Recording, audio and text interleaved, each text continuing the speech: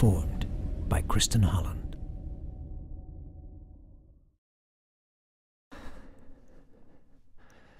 Where am I? The dark road, the bushes and trees on either side, shrouded in mist, all look the same. I strain my eyes, searching the night for something familiar, something I can grasp. Then the road bends slightly, dips a little,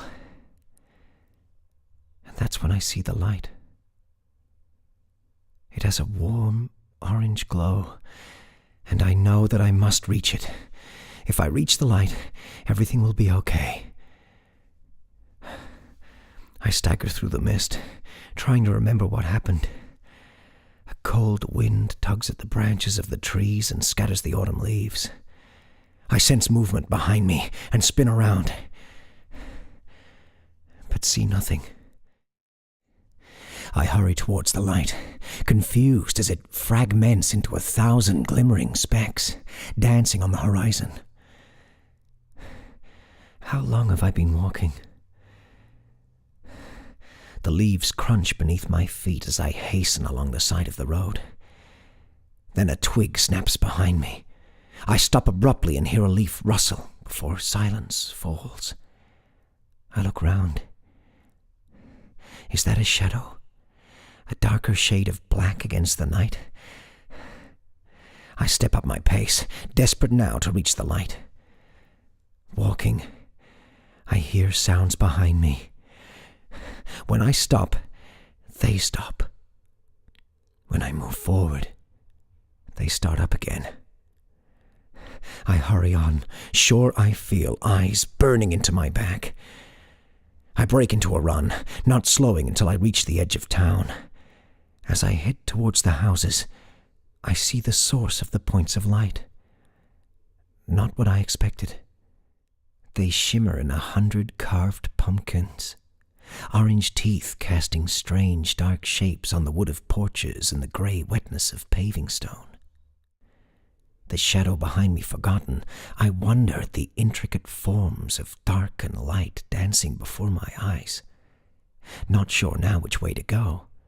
Like a moth that believes itself soaring towards the moon, only to find itself trapped in a house full of dusty light bulbs. I pause a while, unsure what to do next.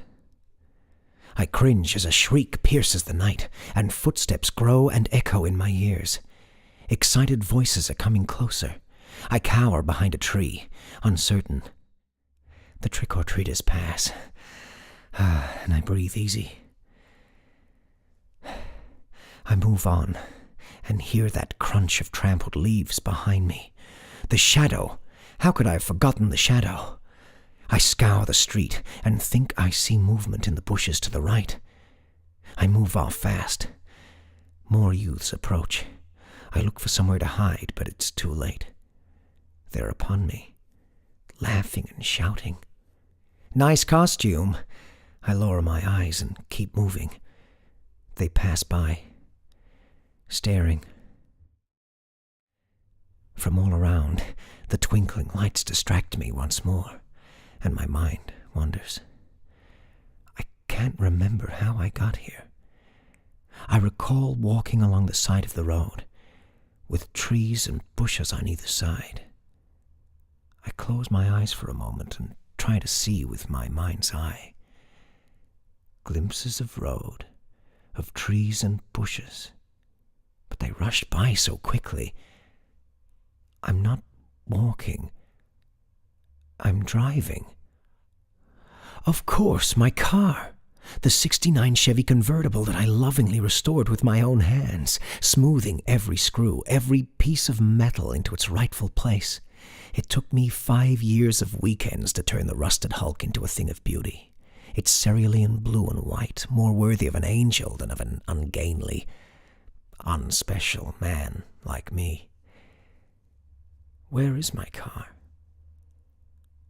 Now I remember. I had to leave my car behind. So that's what I'm doing. I'm looking for a phone to get some help out to my car. My cell phone is gone. I must have lost it getting out of the Chevy. I can't remember. I must focus. I can't be standing here in the middle of the road. A scream brings me out of my reverie, and I look down at a whimpering child dressed as a ghost, its face as pale as the sheet that's draped over its body. It drops the plastic jack-o'-lantern it is carrying and wails at me, its body trembling. I reach down to comfort it, but the child's mother pulls it away, cursing me loudly. 2 teenage boys and a girl run past. The girl is wearing small red devil's horns. She reminds me of someone. Someone I loved. Or love still. Someone I should remember. Broken images of a woman's smile form in my mind, of bright green eyes and a wisp of dark blonde hair blowing in the wind as fields and trees stream by behind her. I struggle to put the shattered pieces together, but the boy's shouting dispels the fledgling vision, and plastic severed limbs are waved in front of my face before the teens disappear down a side street. What am I doing? A cat hisses at me from across the street, and I move on. Where am I going? Ah, yes, I'm going to find a house, so many to choose from, and ring a doorbell. And then what? I'm ringing a doorbell, but the sound of movement inside makes me panic. I can't remember what it was that I wanted. I run behind the house and listen as the homeowner looks up and down the street and says, "Hello? Anybody there?" before going back in and locking the door. I grasp desperately at bits of thoughts. I search my mind for what I'm meant to be doing, for where I'm meant to be. But all around me the lights flicker and purr, and pumpkin eyes are mesmerizing, disorientating. Where am I? I remember. My car.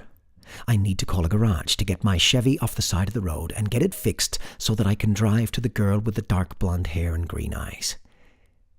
Alice. Alice is waiting for me at her parents' house. We are supposed to see a double bill at the local cinema. Halloween and Friday the 13th. Or is it The Evil Dead and the Fog? I struggle with the mist that's rising before me, getting into my eyes and obscuring the lights. What am I doing?